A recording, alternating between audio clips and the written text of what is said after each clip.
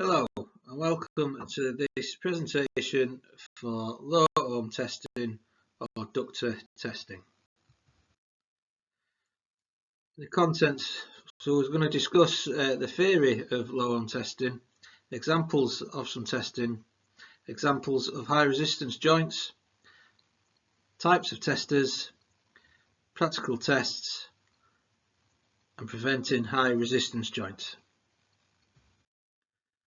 So in the theory of low ohm testing,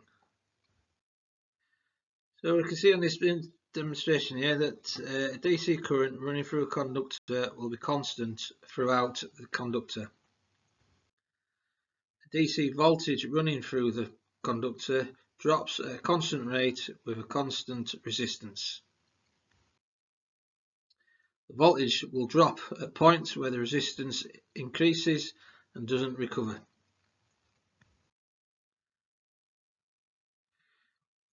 So to calculate voltage drops and high resistance joints, we need a simple rule and it's called Ohm's law. So we're going to calculate resistance, and to do resistance we need two other things. We need a voltage, so now we have a test voltage of 5 volts, and we can measure a volt drop across the area that we want to measure the resistance from, and we need a current. In this case we're using a 5 amp current constant throughout the circuit. When we have all these things, we can calculate the 1 volt drop, and we can put this into our Ohm's law machine. So our 1 volt is the volt drop because we want the resistance through the specific area, not across the full circuit. The 5 is the current, or I, and then 1 over 5 will equal 0.2, giving us a resistance of 0.2 ohms. So let's scale this up to the values that we're going to be using in our kind of equipment. So in this case we're going to step it up to 100 amps. We're going to stick with a voltage of 5 volts, and we're going to calculate our volt drop a lot more precisely than before. So we import this new volt drop into our machine.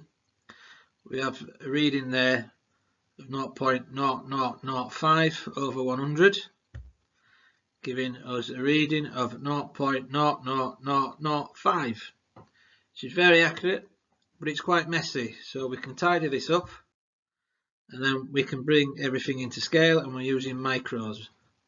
So we have a volt drop of 500 microvolts and a calculated resistance of 5 microohms.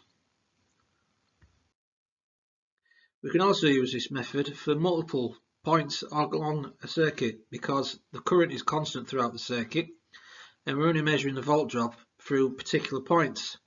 So in this instance, which is the first connection there, we can see we've got a volt drop of 450 microvolts.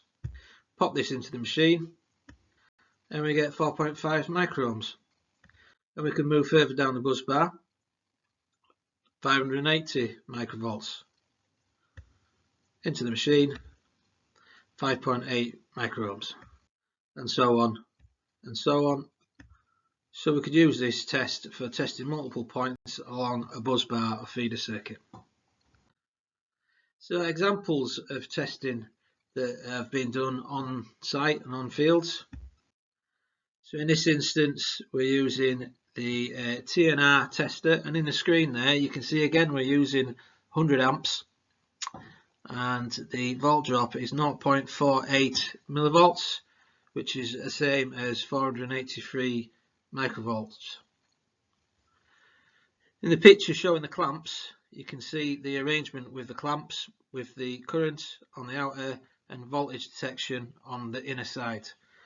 I've put the old screen, recognise those lines from the previous screen, and we can see we have our current entering and leaving the test circuit, and then we have the points where we're testing voltage and measuring a volt drop, and that's what's used for making the exact same formula that we've used on the previous page.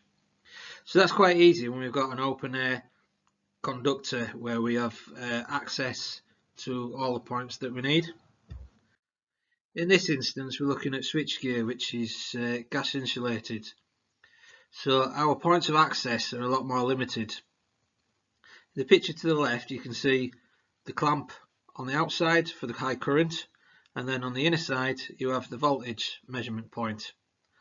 In the picture in the centre you can see there's a switchgear with two cabinets, and they're pulled together and a bus bar connection across the top and then two feeders out.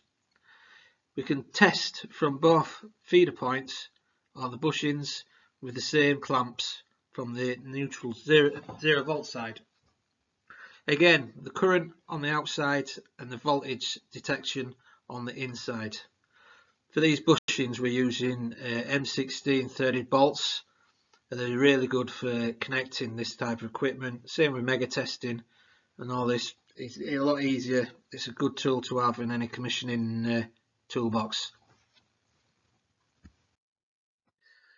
Okay, two other issues that we need to cover are temperature and stabilisation time. So temperatures of conductors should always be recorded. Coefficient of materials will increase the resistance of the material with the increase of temperature. This needs to be accounted for in case of comparison readings. Time should be allowed for the contactor to stabilise. Where heat can start to create from high resistance joints, the readings will start to creep up. A typical stabilisation time for a test like this would be 60 seconds from a mains powered test unit.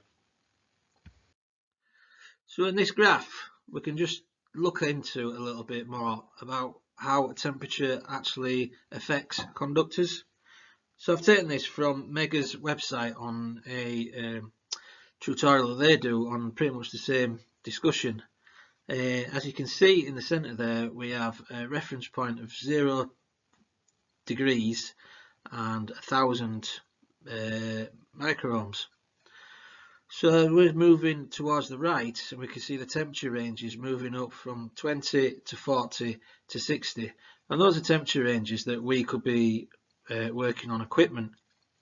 And you can see just between 0 and 20 degrees we've almost got 10%, I'd say about 8% increase in the resistance of the conductor. So if we're working on equipment at say 40, we're looking at 15% increase in resistance.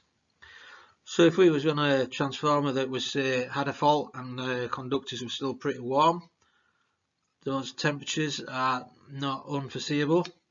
And then if a transformer has been left de-energized and it's on a hill in snow in Scotland, then we're working back down towards 0 degrees, so 3 and 5 degrees.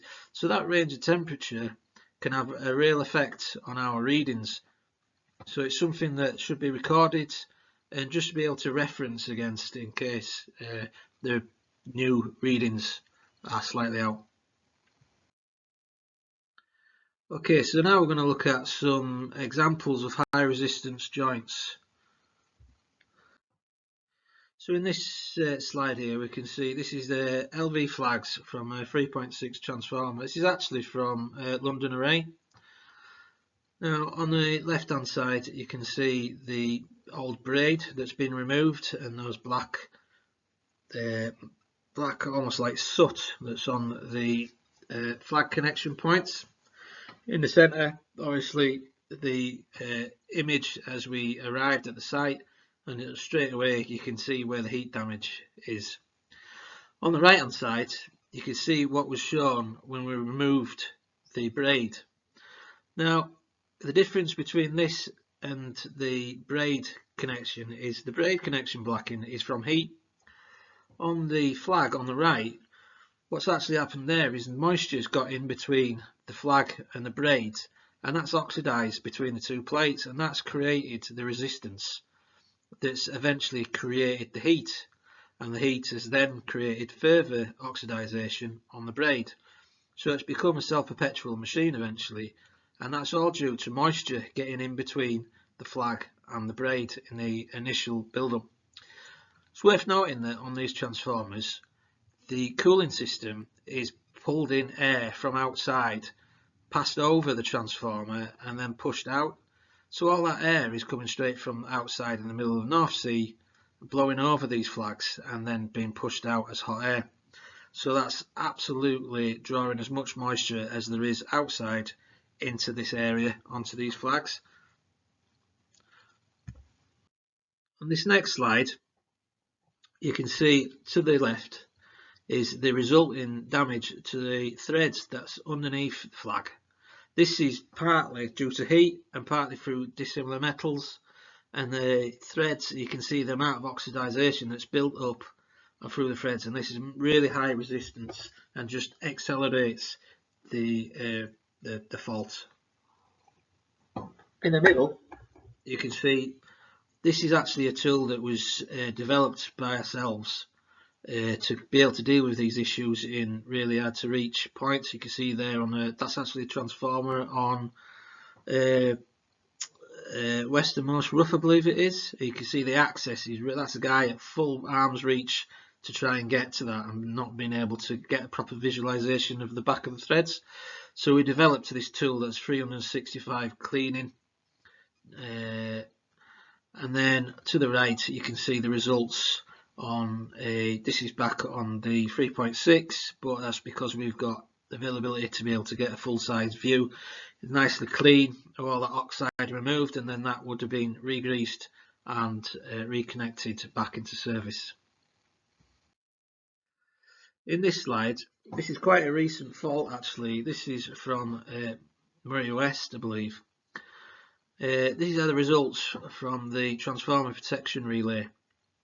Now you can obviously see the top and third channel look to be healthy, and the second channel down looks to be a conductor in distress. If you look closely at the identification, you'll see that the top one is A, and that's actually in kiloamps, B is only in amps, and C is in kiloamps.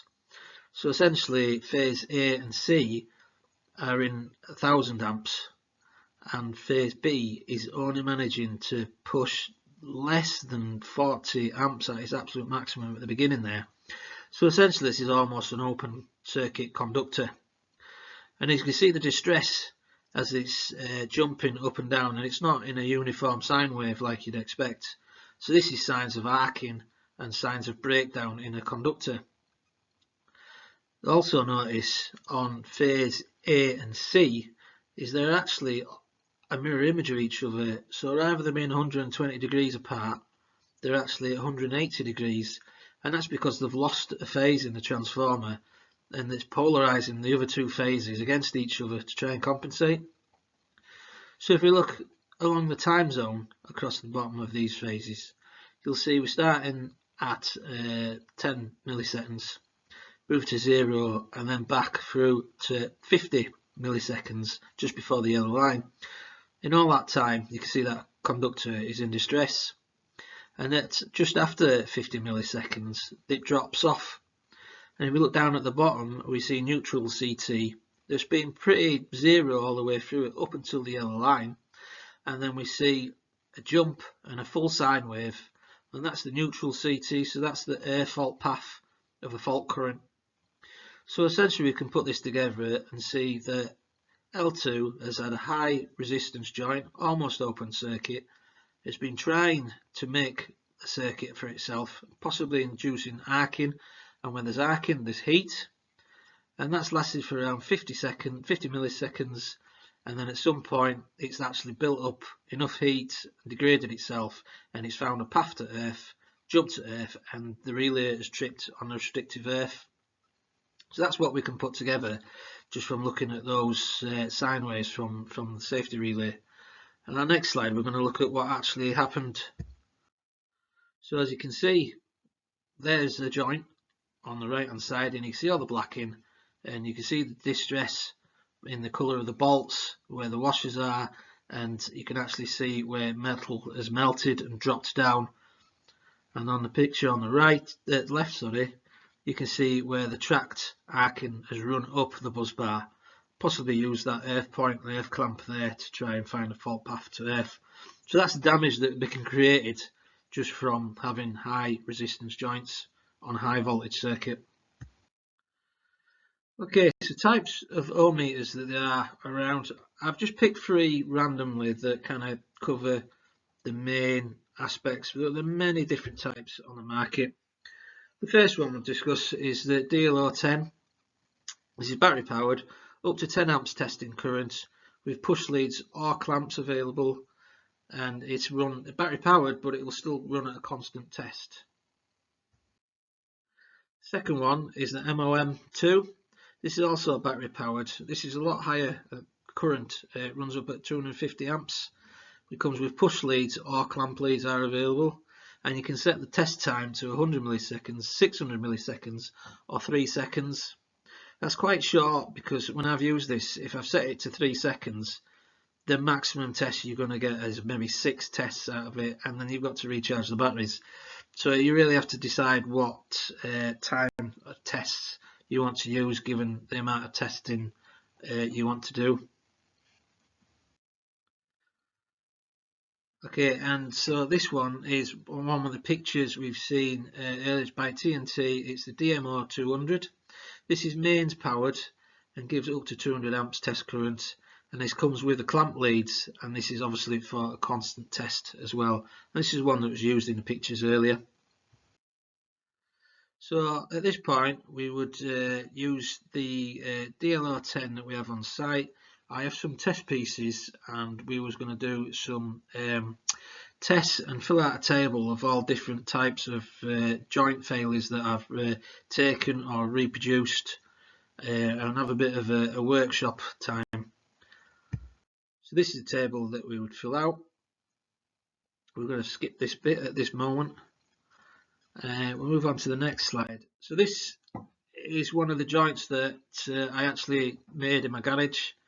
So it's a piece of copper bar that is a piece of redundant buzz bar. Essentially I've just heated it up in the garage. Now on the left hand side you can see the stress temperature versus the mean copper oxide thickness upon copper. And as you can see by the temperature ranges, once we're getting past 100 degrees, the copper oxide thickness really starts to accelerate. When we get into 150 degrees, which is about where I took the test piece to, and I held it at that temperature for quite a while, and that really accelerates the amount of oxide on the copper. So any conductors that are running up to that temperature have a really high risk of producing oxide coating, which is high resistance, and that's going to become a high resistance joint really quickly. So let's discuss 2 of the main ways for preventing high resistance in joints. So lubricants and anti-corrosion grease prevents oxygen from entering between the plates and starting the oxidization process. So these are electrical contact greases, manufacturer specific ones, or even just standard general greases. Anything that can stop oxygen attacking that copper and producing a copper oxide is going to help the longevity of the joint. The second one is the correct torque tightening. So correct torque tightening will stop movement and loose connections from arcing and creating heat. And where these arcs and heat are produced, again copper oxide is produced, and this increases the resistance, and it also reduces the conductor size between the 2 plates or the 2 joints. So key to good joints is the correct torque settings used for the joints. So this brings us to the last slide, and I'd just like to say thank you for taking the time out to read through this with me. If you've got any comments or anything, please just let me know if you feel that I've missed any key information out, or if you think that I've perhaps diverted too much, then please just any feedback, just let us know. Thank you.